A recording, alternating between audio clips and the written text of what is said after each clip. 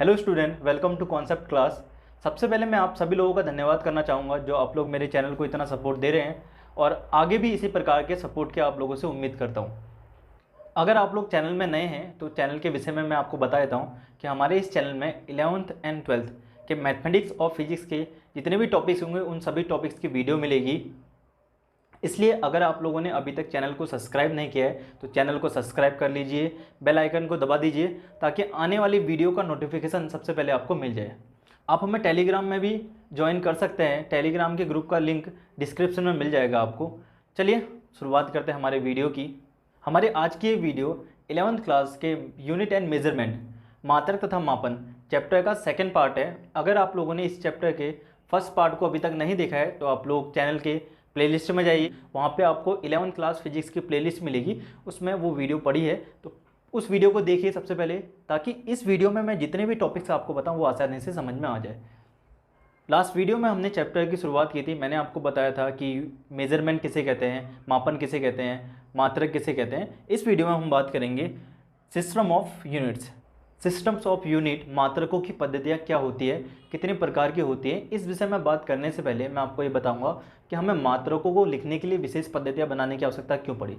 Last video में आपको ये बताया था मैंने कि मात्रक क्या होते हैं। किसी भी भौतिक राशि के मेजरमेंट के लिए, मापन के लिए हमें कुछ स्टैंडर्ड, कुछ मानकों की आवश्यकता पड़ती है। उन मानकों को ही हमने मात्रक कहा था, यूनिट कहा था। हम अपने आसपास देखते हैं कि विभिन्न भौतिक राशियों को, फिजिकल क्वांटिटी को नापने के लिए हम विभिन्न प्रकार के मात्रकों का प्रयोग करते हैं।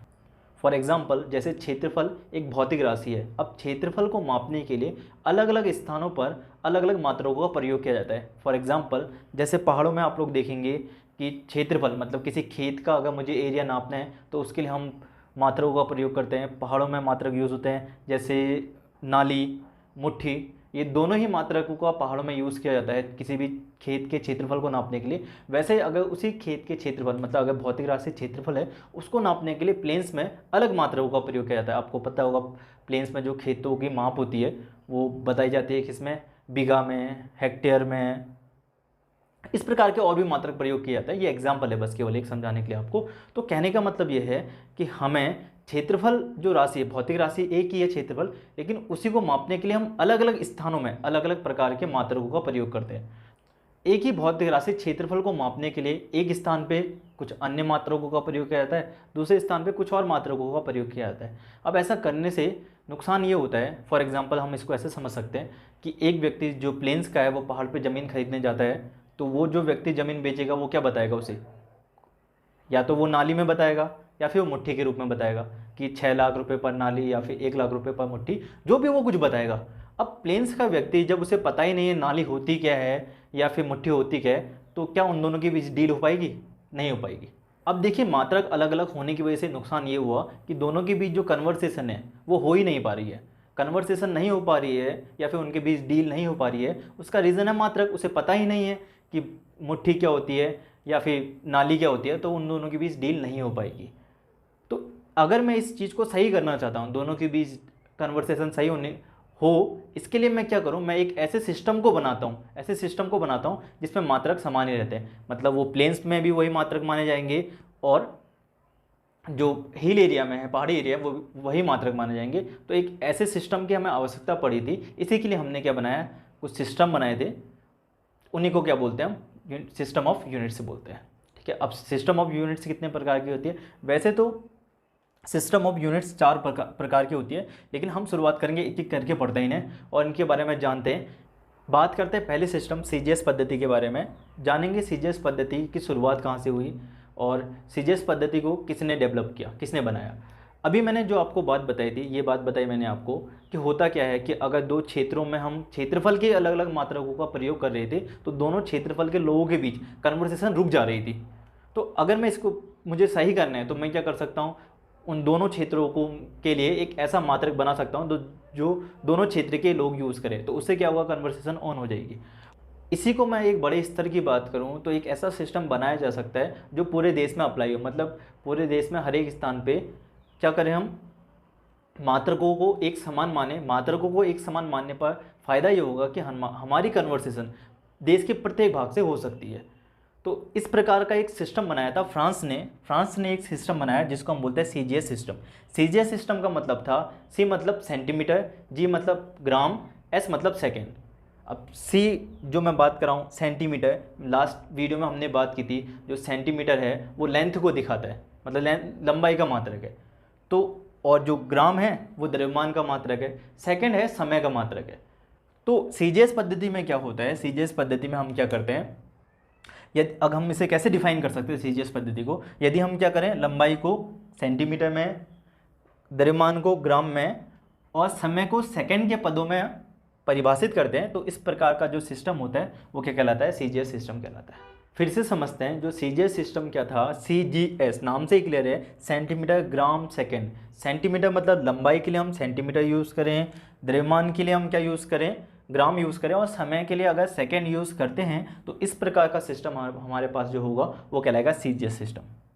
क्लियर हो गया होगा। चलिए सेकंड सिस्टम की बात करते हैं जो हमारे पास है, एफपीएस सिस्टम। चलिए बात करते हैं एफपीएस जो सिस्टम हमारे पास है। अभी जो मैंने आपको बात बताई थी कि दो अलग अलग क्षेत्रों में अगर हम अलग अलग मात्रकों का प्रयोग करते हैं तो हमारी कन्वर्सेशन रुक जाती है। ऐसा ही अगर इसी को बड़े क्षेत्र में लिया जाए, मतलब कि अगर दो देशों में अलग अलग प्रकार के सिस्टम हो तो भी हमारे पास कन्वर्सेशन रुक जाएगी।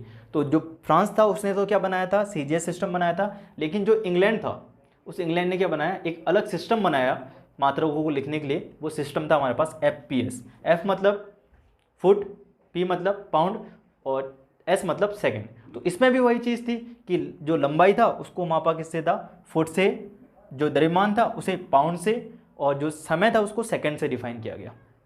इसका मतलब हमारे पास जो एफपीएस सिस्टम एक ऐसा सिस्टम है जिसमें हम बात करते हैं लंबाई को फुट में, द्रव्यमान को पाउंड में और समय को सेकेंड में लिया जाने वाला सिस्टम क्या कहलाता है, एफपीएस सिस्टम कहलाता है। क्लियर हो गया होगा। अब जो सीजीएस पद्धति है उसी का जो बृहद रूप है, बड़ा रूप है कह सकते हैं, जैसे मैंने आपसे कहा सीजीएस में हम लंबाई को किससे नाप रहे हैं, लंबाई को नाप रहे हैं किससे, सेंटीमीटर से, द्रव्यमान को ग्राम से और समय को सेकंड से। लास्ट वीडियो में हमने इस चीज़ को पढ़ा था कि लंबाई के लिए मात्रक हम क्या यूज़ करते हैं, मीटर यूज़ करते हैं, द्रव्यमान के लिए क्या करते हैं, किलोग्राम यूज़ करते हैं। तो जो सीजीएस पद्धति थी उसी का बृहद रूप हमने एक और सिस्टम के रूप में बनाया, उसको हमने बोला एमकेएस सिस्टम। एमकेएस बात करते हैं, एमकेएस सिस्टम है क्या, जैसे नाम से क्लियर है, आप परिभाषा आसानी से दे सकते हैं। तो एमकेएस सिस्टम क्या होगा, एमकेएस सिस्टम एक ऐसा सिस्टम है, ऐसी पद्धति है मात्रकों को लिखने की जिसमें लंबाई को मीटर से, द्रव्यमान को किलोग्राम से और समय को सेकंड से निरूपित किया जाता है या फिर रिप्रेजेंट किया जाता है, दिखाया जाता है। इस प्रकार अलग अलग देशों ने मात्रकों को लिखने की अलग अलग पद्धतियाँ बनाई, सिस्टम बनाए, और कुछ देशों ने उन सिस्टमों को कॉपी कर लिया। जैसे भारत में जो चला स्टार्टिंग में वो क्या था, एफपीएस सिस्टम ही था, क्योंकि भारत में अंग्रेज़ों का ही राज था, इसलिए अंग्रेज़ों ने जो सिस्टम को अपनाया उसी सिस्टम को हमने कॉपी कर लिया। तो अभी भी आप लोग देखते होंगे कि हम लेंथ को किस में नापते हैं, कभी कभी लेंथ को फुट में नापते हैं, मैक्सिमम टाइम लेंथ को फुट में ही नापते हैं। तो इस प्रकार हमने एफपीएस सिस्टम को अपनाया। अब यहाँ तक तो ठीक था कि अलग अलग देशों ने क्या किया, मात्रकों को लिखने के लिए अलग अलग सिस्टमों को अपना लिया, लेकिन अब दिक्कत यहाँ पे भी आती है। जैसे मैंने आपको लास्ट टाइम बताया था कि अगर हम दो अलग अलग क्षेत्रों की बात करते हैं और वहाँ पे हम अलग अलग मात्रकों का प्रयोग करते हैं तो दोनों क्षेत्रों में कन्वर्सेशन रुक जाती है, कोई डील नहीं हो पाती। इसी प्रकार अगर अलग अलग देशों ने किसी सिस्टम को, अलग अलग सिस्टम को अपनाया है तो उन दो देशों के बीच भी डील होना संभव नहीं हो पाता, क्योंकि मात्रक उन्हें पता ही नहीं होते। एक देश में कुछ और मात्रक यूज़ किए जाते हैं, दूसरे देश में कुछ और मात्रक यूज़ किए जाते हैं। अब इससे दिक्कत क्या आती है, दिक्कत ये आएगी कि दोनों देशों के बीच डील होना थोड़ा सा मुश्किल हो जाता है। इसलिए हमें एक ऐसे सिस्टम को बनाना था, एक ऐसे सिस्टम को बनाना था जिसे पूरा विश्व माने। एक अंतर्राष्ट्रीय स्तर पर हमें एक ऐसे सिस्टम को बनाना था जिसे पूरा विश्व माने। उस सिस्टम को बोलते हैं system of international unit. System of international unit, इसमें हमने क्या किया, स्टार्टिंग का जो लेटर है एस, ठीक है, और दूसरा जो है आई, उन दोनों को पकड़ के शॉर्ट बोल दिया SI सिस्टम। तो हमारे पास मात्रकों को लिखने का एक अच्छा सिस्टम बना, कौन सा, SI सिस्टम, जिसमें ऐसे मात्रकों का यूज़ किया गया जिसे विश्व में हर एक व्यक्ति मतलब हर एक देश मानेगा। इस प्रकार हमारे पास जो एक SI सिस्टम बना, एक ऐसा सिस्टम बना जो एक इंटरनेशनल सिस्टम था, जिसका फ़ायदा ये हो रहा था कि हम जो दो देशों के बीच कन्वर्सेशन थी उसमें कोई किसी प्रकार की कोई दिक्कत नहीं आ रही थी। चलिए बात करते हैं कि एसआई सिस्टम होता क्या है। अब सवाल ये था कि जो हमने एसआई सिस्टम बनाया है उसमें मात्रकों को कैसे लिखा जाए।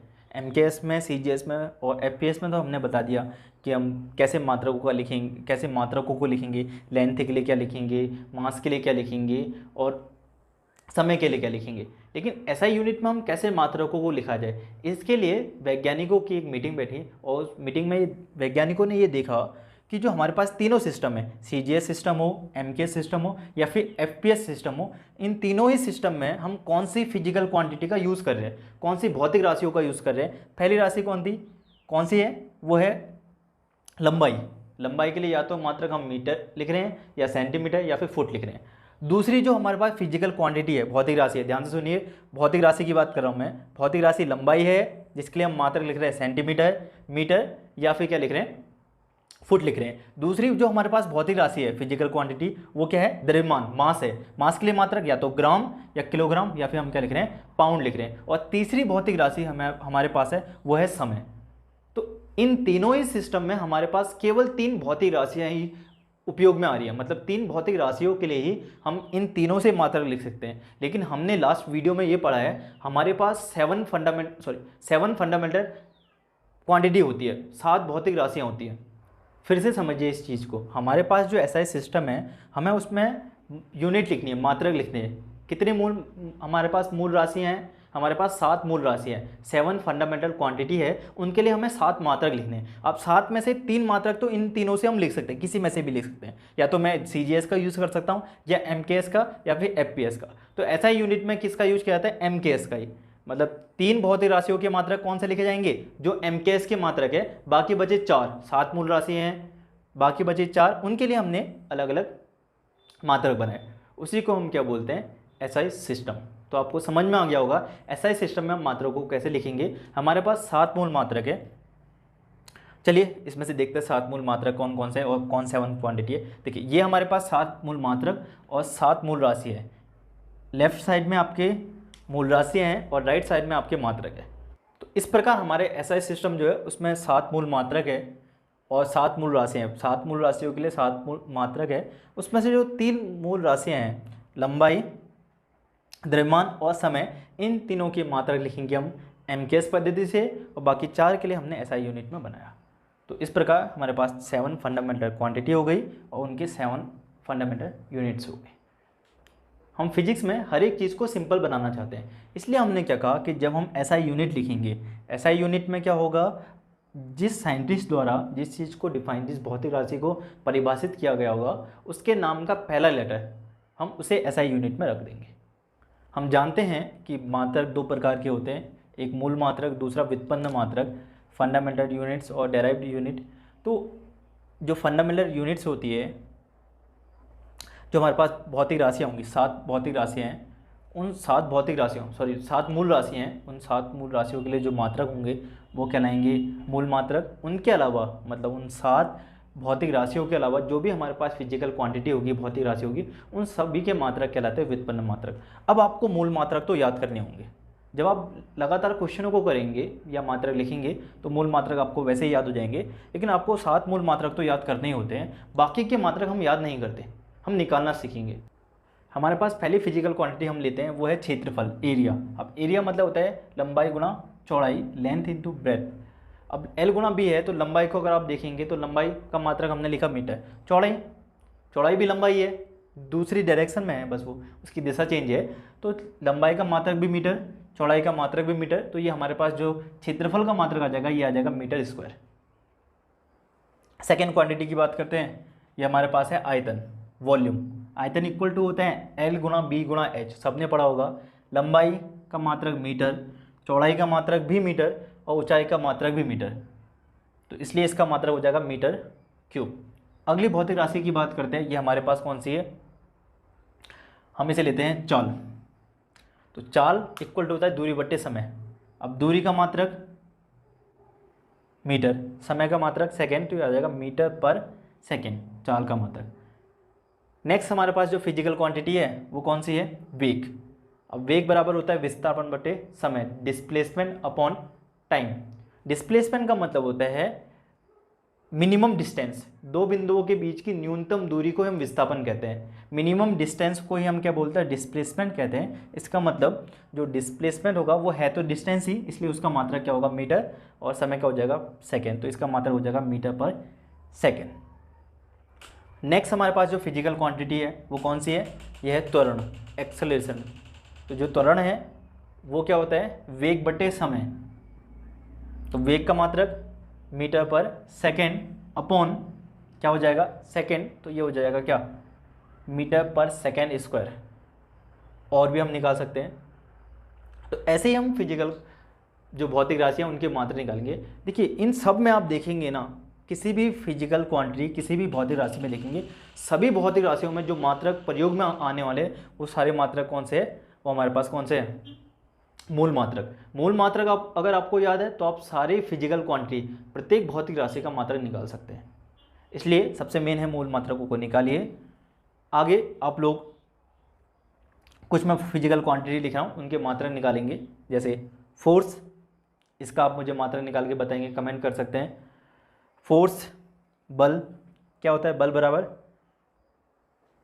F बराबर ma, द्रव्यमान गुणा त्वरण, इससे निकालेंगे अब मात्रक। मास का आपको मात्रक यूनिट पता है, त्वरण की आपने इससे पहले निकाली है, तो आप इसका बताएंगे मुझे।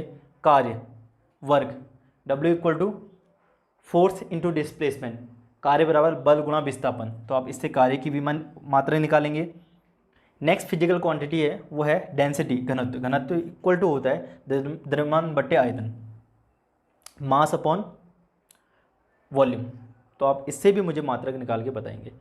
आई होप जितना भी मैंने आपको पढ़ाया वो सब आपको समझ में आया होगा। अगर आपको किसी भी प्रकार की कोई दिक्कत आती है तो आप मुझे कमेंट कर सकते हैं। अगर आपको वीडियो अच्छी लगी है तो वीडियो को लाइक कीजिए, शेयर कीजिए और चैनल को सब्सक्राइब कीजिए। Thank you.